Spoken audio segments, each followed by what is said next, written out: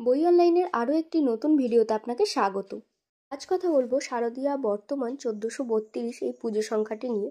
পুজো সংখ্যাটি গতকালই প্রকাশিত হয়েছে।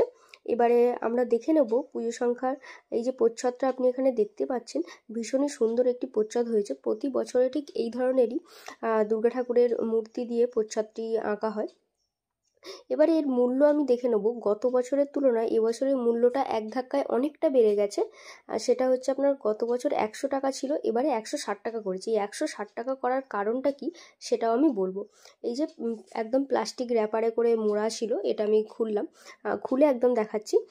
তো এই ছিল হচ্ছে বর্তমানের প্রচ্ছদ, ভীষণই সুন্দর প্রচ্ছদ। এটা 160 টাকা দাম, আমি যেটা বললাম। এবারে দেখে নেবো আস্তে আস্তে ভেতরে সূচিপত্রে কি কি রয়েছে। এখানে আপনি দেখুন 6টা মতো উপন্যাস রয়েছে। এরপর এদিকে পৌরাণিক আখ্যান রয়েছে, বিশেষ রচনা, ঐতিহাসিক রচনা।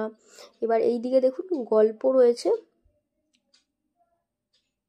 5টা মতো গল্প রয়েছে। আর পরবর্তী পেজে আমরা দেখে নেব বড় গল্প রয়েছে এখানে 2টো, সিনেমা, খেলা, তারপরে এই দিকে খাওয়া দাওয়া, ভ্রমণ ইত্যাদি রয়েছে। তো এবার চলে আসছি বইয়ের ভেতরে। বইয়ের কোয়ালিটিটা কেমন হলো?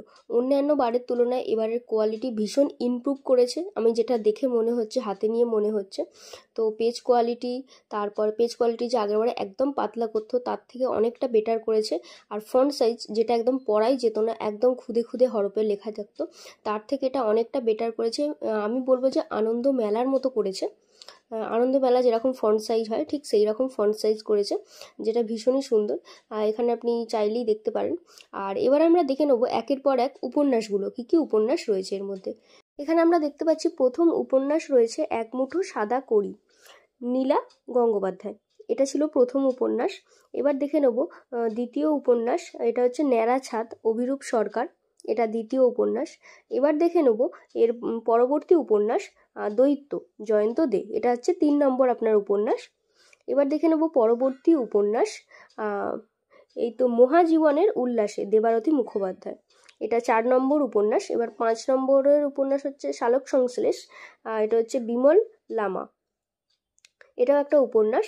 এবার হচ্ছে 5 নম্বর না 6 নম্বর, এটা হচ্ছে কিশোর ভৌতিক উপন্যাস, কালো দিঘির বরণ রাজা, হিমাদ্রি কিশোর দাশগুপ্ত।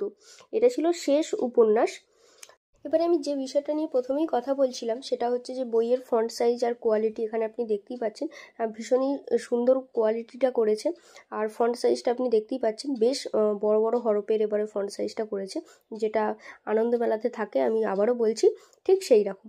এবারে এই ফাঁকে আমি আরও একটা কথা বলে রাখি, যারা আমার কমেন্ট বক্সে কমেন্ট করে অন্যান্য পূজাবার্ষিকীর ভিডিও চাইছেন তাদের উদ্দেশ্যে বলি, আমি চেষ্টা করব আপনার বলে দেওয়া পুজো সংখ্যাটি নিয়ে সম্পূর্ণ ভিডিও করতে। আর হ্যাঁ, এখনও পর্যন্ত যারা আমার অন্যান্য পূজাবার্ষিকীগুলো নিয়ে বানানো ভিডিও দেখেননি তারা অবশ্যই দেখে নিন। আমি ইউটিউব চ্যানেলে একটা পূজাবার্ষিকীর একটা প্লেলিস্ট বানিয়ে রেখেছি, সেখানে গিয়ে আপনারা দেখে নিতে পারেন এখনও পর্যন্ত প্রকাশিত হওয়া সব পপুলার পূজাবার্ষিকীগুলো। এবার এখানে আপনি বইয়ের মধ্যে দেখতেই পাচ্ছেন একের পর এক ছোট গল্প বড় গল্পগুলো আমি দেখিয়ে যাচ্ছি। তো এই ছিল আপনার ছোট গল্পের সেশনটা পুরোটাই দেখিয়ে দিলাম।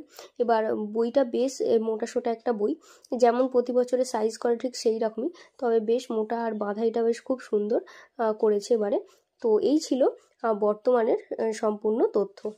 এই ধরনের বইয়ের নতুন নতুন আপডেট পেতে অবশ্যই আপনি আমাদের চ্যানেলটিকে সাবস্ক্রাইব করে রাখুন। আর আপনি এই বইটি আমাদের কাছ থেকে কিভাবে সংগ্রহ করবেন এবার সেটা বলে দিই। দেখুন স্ক্রিনে দেওয়া আছে আমাদের হোয়াটসঅ্যাপ নাম্বার, আর কলেজ স্ট্রিটে যে দোকান রয়েছে সেই দোকানের ঠিকানাও আমাদের স্ক্রিনে দেওয়া রয়েছে, অথবা আপনি ডেসক্রিপশন বক্সেও পেয়ে যাবেন। তো আমাদের সাথে যোগাযোগ করুন বইটি অর্ডার করতে। সম্পূর্ণ ভিডিওটি দেখার জন্য ধন্যবাদ। দেখা হচ্ছে পরবর্তী কোনো নতুন ভিডিওতে।